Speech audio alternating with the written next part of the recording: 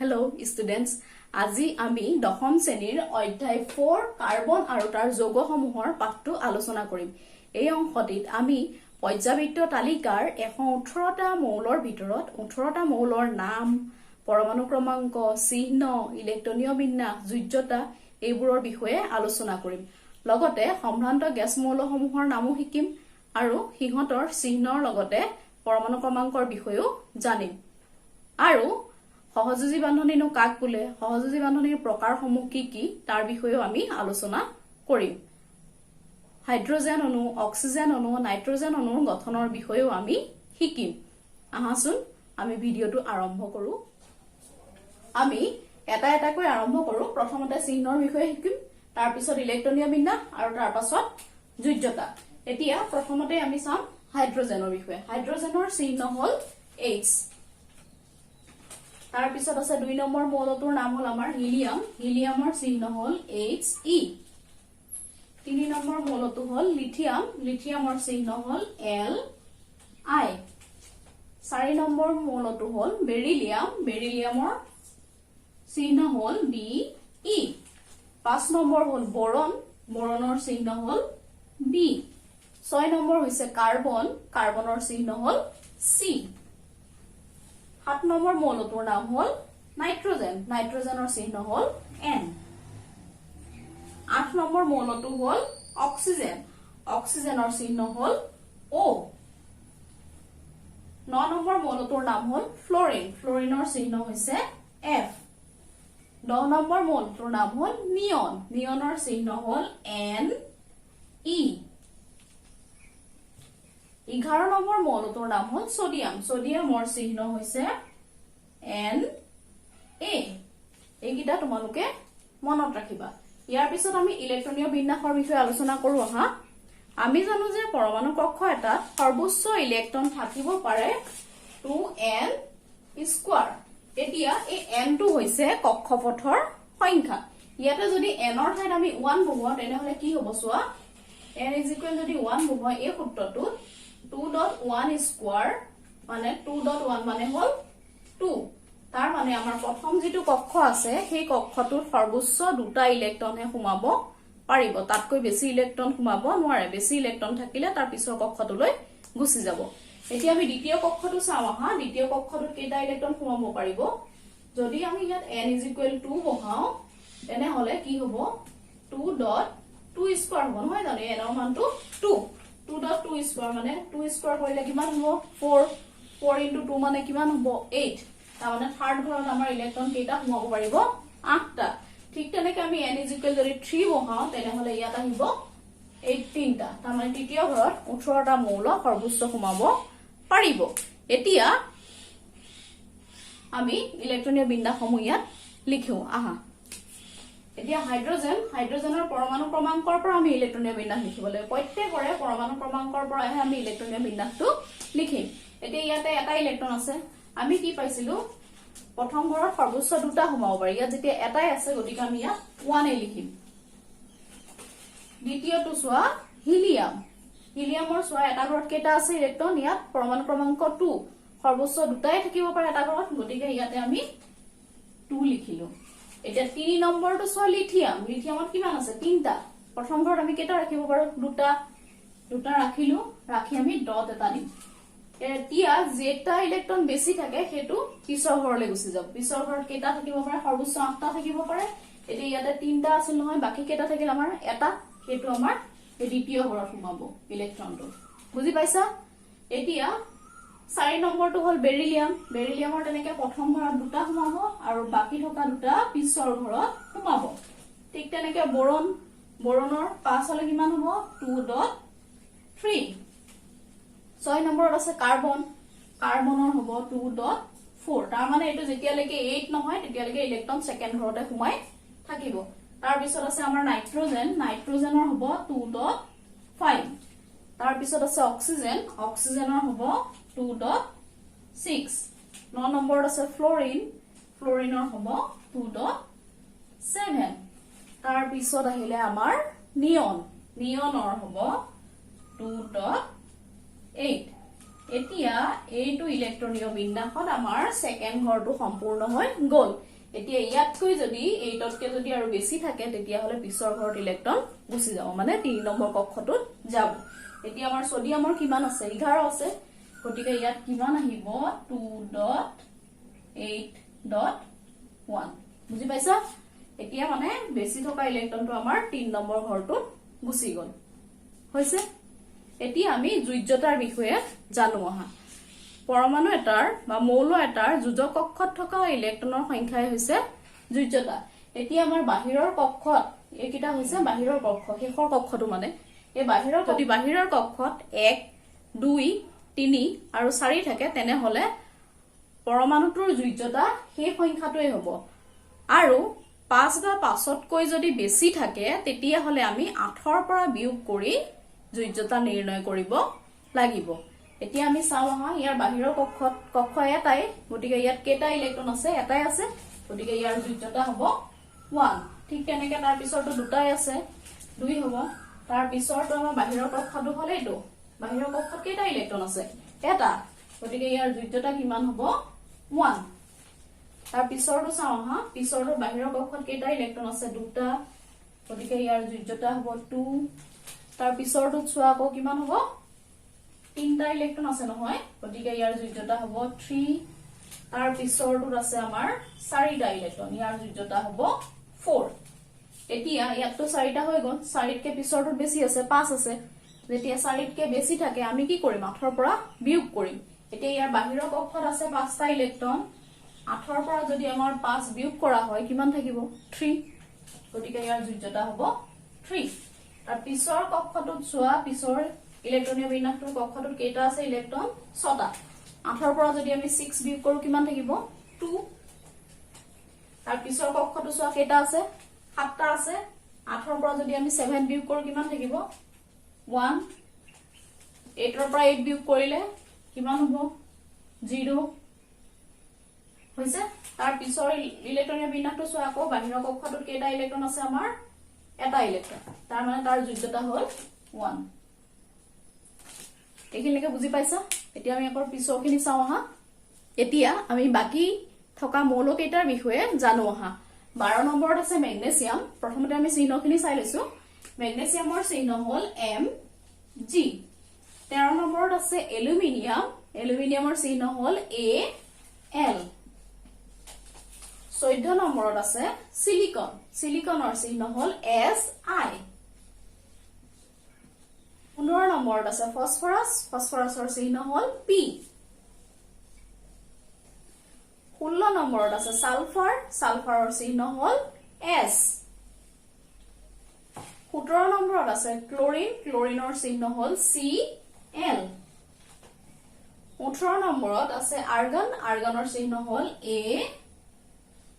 Ar এতিয়া তোমালোকে এই চিহ্নখিনি মনত ৰাখিবা ইয়াৰ পিছত আমি ইলেক্ট্ৰনীয় বিন্যাস চাও হা ইলেক্ট্ৰনীয় বিন্যাস হোৱা সূত্ৰটো কি পাইছিলো আমি আকৌ 2n² প্ৰথম কক্ষত দুটা পিছৰ কক্ষত 8টা তাৰ পিছত আছিল 18 18 32 এইকিটা হৈছে এটা কক্ষত ইলেক্ট্ৰন সোমোৱাৰ নিয়ম এই গুটে সংখ্যা কিটা একেলগে আমি যাদু সংখ্যা বুলি কওঁ এতিয়া ইয়াৰে পৰমাণু ক্ৰমাংক কিমান 12 ইয়াৰ পৰা আমি ইলেক্ট্ৰনীয় বিন্যাস লিখিম যেহেতু ইয়াত কি হ'ব প্ৰথম ঘৰত দুটা বাকি কেটা থাকিলে 10টা পিছৰ ঘৰত আহিলে 8টা তাৰ পিছৰ ঘৰত কেটা থাকিব দুটা ঠিক তেনেকে এলুমিনিয়ামৰ হ'ল 13 13 হলে কি হ'ব 2.8.3 তাৰ পিছত আছে সিলিকন সিলিকনৰ 14 হলে কি হ'ব 2.8.4 তাৰ পিছত আছে ফসফৰাছ ফসফৰাছৰ কিমান হ'ব 15 হলে 2.8.5 তাৰ মানে এই কক্ষটো 8 নহলৈকে তৃতীয় কক্ষতে সোমাই থাকিব ইলেক্ট্ৰন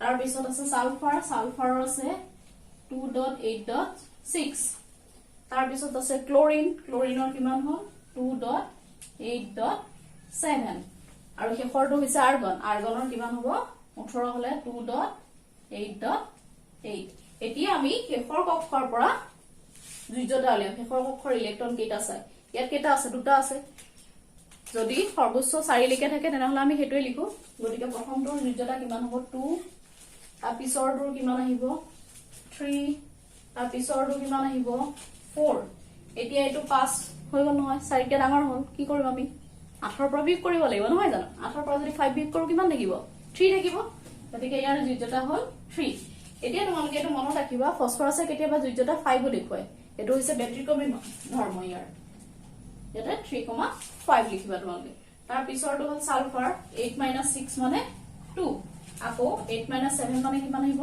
1 8 - 8 মানে হৈছে 0 এইকিটা তোমালোকে মনত ৰাখিব লাগিব এইকিটা মনত ৰাখিলেহে তোমালোকে কাৰ্বন আৰু তাৰ যৌগ বিৰৰ বিষয়ে জানিব পাৰিবা এতিয়া আহাচোন আমি সম্ভ্ৰান্ত গ্যাস মৌলকেইটাৰ বিষয়ে জানো তাৰ বিষয়ে আমি শিকিব লাগিব এতিয়া আমি সম্ভ্ৰান্ত গ্যাস মৌলকেইটাৰ নাম জানো আহা 2 নম্বৰত আছে হিলিয়াম ইয়াৰ চিহ্ন হল He 10 নম্বৰত আছে নিয়ন নিয়নৰ চিহ্ন হল Ne 18 নম্বৰত আছে আৰ্গন আৰ্গনৰ হল Ar তাৰ পিছত 36ত আছে ক্ৰিপ্টন ক্ৰিপ্টনৰ সিম্বল হল Kr তাৰ পিছত 54ত আছে জেনন জেননৰ হল Xe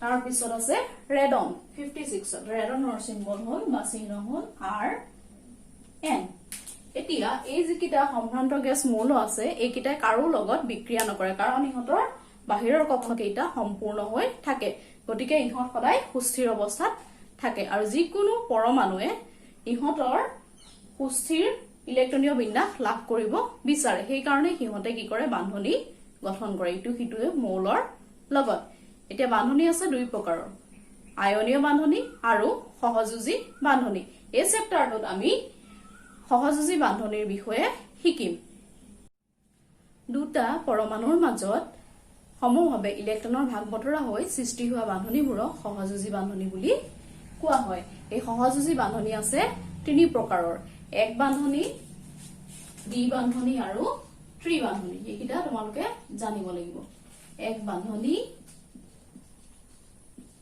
প্ৰথমটো দ্বিতীয়টো হল দ্বি বান্ধনী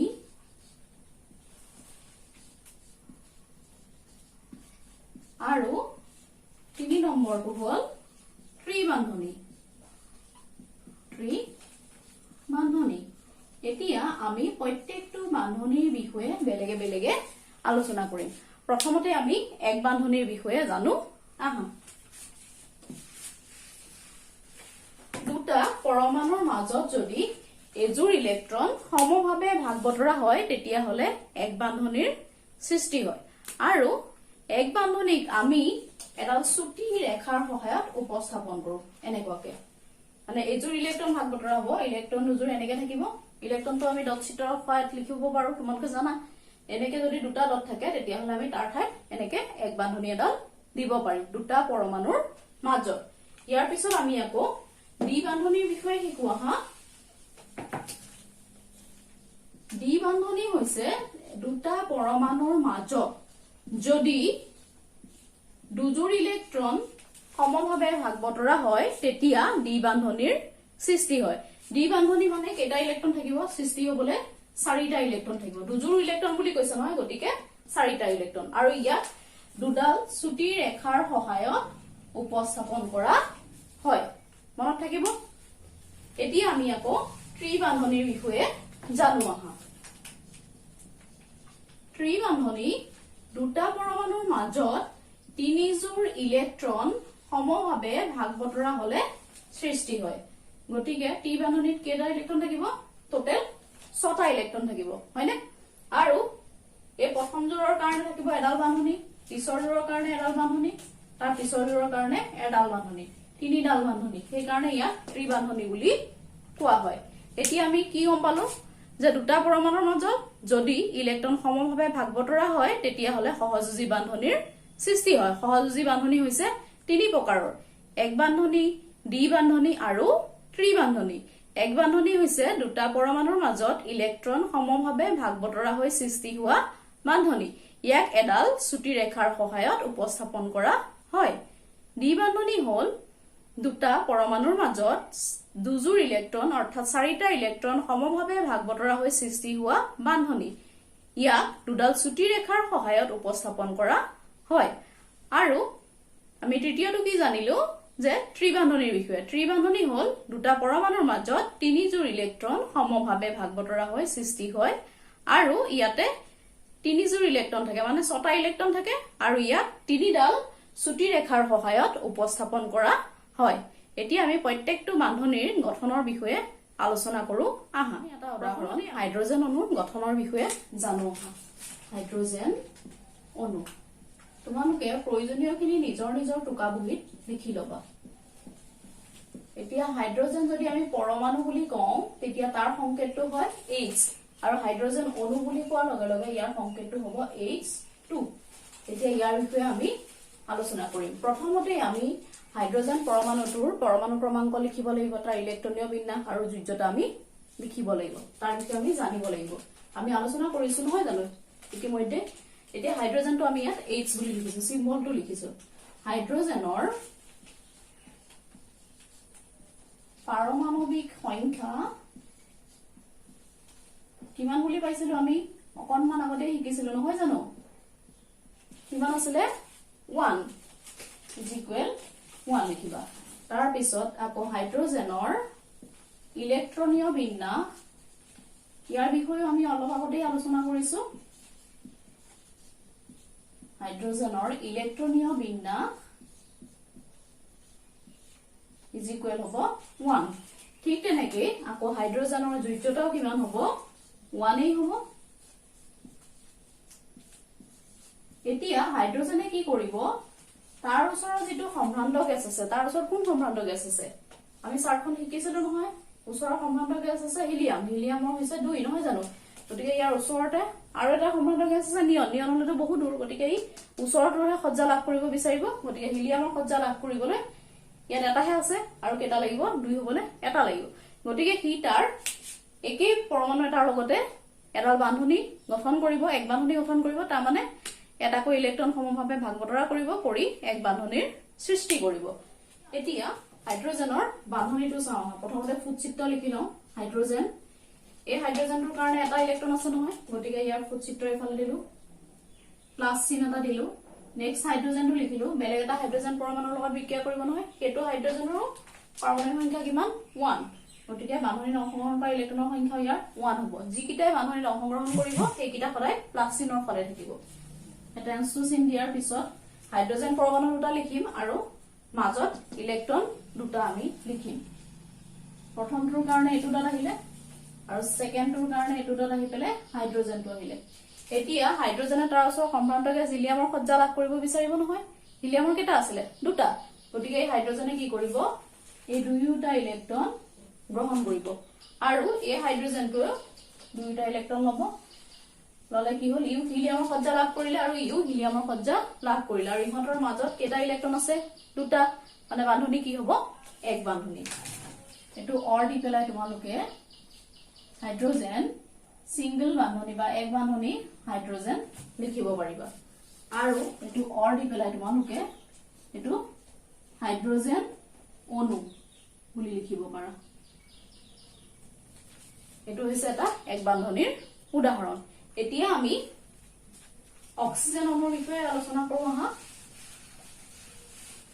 অক্সিজেনত আকৌ আমি ডি বান্ধনী পাম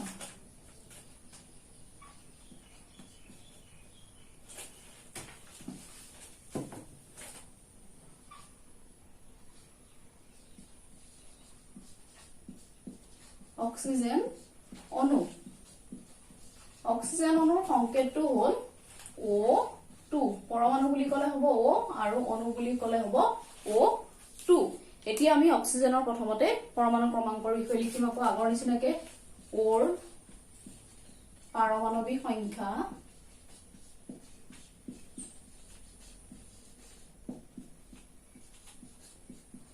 কিমান আছিল অক্সিজেন 8 নম্বৰত আছিল নহয় জানো 8 লিখা ইয়াত তাৰ পিছতে আমি ইলেক্ট্ৰনীয় বিন্যাস লিখিম ওৰ ইলেক্ট্ৰনীয় বিন্যাস শিকিছিলো নহয় আমি নহয় জানো এইটো হলে কিমান থাকিব 2.2 2.6 তাৰ পিছত আমি আকৌ যোজ্যতা লিখিম ওৰ মানে অক্সিজেনৰ যোজ্যতা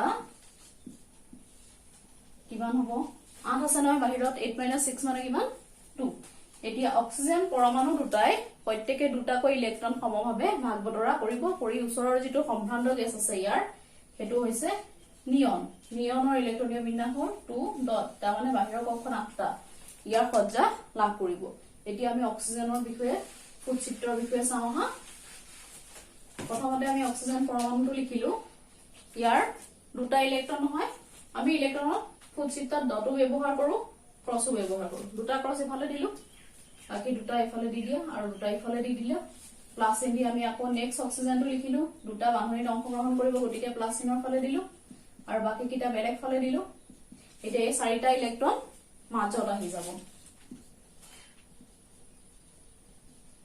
আৰু বাকিখিনি আমি ইয়াত যেনেকৈ আছিল চাৰিটা ইলেক্ট্ৰন দুইটাতে পৰমাণু দি দিছো এতিয়া এই অক্সিজেনটোৱে 8টা পৰমাণু লব নহয় ইয়াৰ 4টা আৰু মাজৰ অংশ বান্ধনীত অংশগ্ৰহণ কৰা কিটা সমভাৱে ভাগ বতৰা কৰা কিটা ললে এইটোৱে ঠিক তেনেকৈ কি কৰিব এইটো অক্সিজেনে এই 4টা লৈ লব এতিয়া ইহঁতৰ মাজত কেইটা ইলেক্ট্ৰন হ'ল 4টা ইলেক্ট্ৰন গতিকে কেইযোৰ ইলেক্ট্ৰন হ'ল দুযোৰ বান্ধনী কি হ'ব ডি বান্ধনী অৰ আমি পৰমাণু দুটা লিখো অক্সিজেন ডাবল বান্ধনী অক্সিজেন অৰ পৰমাণু কেইটা আছে দুটা লগ লাগি পেলাই হ'ব O2 অণু বুজি পাইছা এতিয়া আমি ত্ৰিবান্ধনীৰ এটা উদাহৰণ চাওঁ নাইট্ৰজেন অণুৰ গঠন এটোৰ বিষয়ে শিকো হা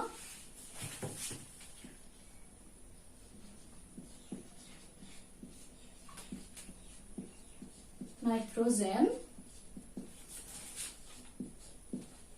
অণুৰ মানে N2ৰ গঠন নাইট্ৰজেন পৰমাণু বুলি ক'লে হ'ব N আৰু অণু বুলি ক'লে হ'ব N2 এতিয়া আকৌ আমি প্ৰথমতে নাইট্ৰজেনৰ পাৰমাণৱিক সংখ্যা কিমান জানিব লাগিব নাইট্ৰজেনৰ পাৰমাণৱিক সংখ্যা আমি পাইছো কিমান নাইট্ৰজেনৰ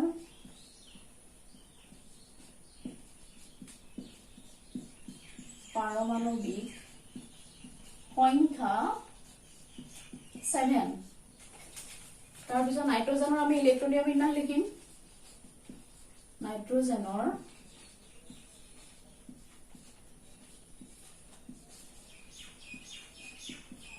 ইলেক্ট্ৰনীয় বিন্যাস 7 থাকিলে কি হ'ব ইলেক্ট্ৰনীয় বিন্যাস শিকিছিলো অলপ আগত 7 থাকিলে কিমান হ'ব 2.5 বাহিৰৰ কক্ষত কেইটা ইলেক্ট্ৰন 5টা গতিকে যোজ্যতা আমাৰ কিমান হ'ব 8ৰ পৰা আমি বিয়োগ কৰিব লাগিব নহয় জানো 8ৰ পৰা যদি আমি 5 বিয়োগ কৰো কিমান ওলাব 3 ওলাব নাইট্ৰজেনৰ যোজ্যতা হ'ল 3 তাৰ মানে এই এটা নাইট্ৰজেন পৰমাণু আন এটা নাইট্ৰজেন পৰমাণুৰ লগত তিনিটাকৈ ইলেক্ট্ৰন সমভাৱে ভাগ বতৰা কৰি ত্ৰিবান্ধনীৰ সৃষ্টি কৰিব এতিয়া আমি বান্ধনী গঠনটো চাওঁ হা নাইট্ৰজেনৰ প্ৰথমতে আমি ফুটচিত্ৰটো আঁকিলো নাইট্ৰজেন তিনিটা ইলেক্ট্ৰন অংশগ্ৰহণ কৰিব নহয় গতিকে এফালে তিনিটা দিলো 5টা আছিল দুটা আমি এফালে দি দিছো ঠিক তেনেকৈ পিছৰ নাইট্ৰজেনটো লিখিম আমি বান্ধনীৰ অংশগ্ৰহণ কিটা প্লাচিনৰ ফালে লিখিলো আৰু বাকি থকা দুটা ইফালে লিখিলো এবাৰ কি হ'ব এই তিনটা ইলেক্ট্ৰন 6টা ইলেক্ট্ৰন সমাজত আহি যাব আৰু বাকি ফালে নাইট্ৰজেন পৰমাণু দুটা থাকিব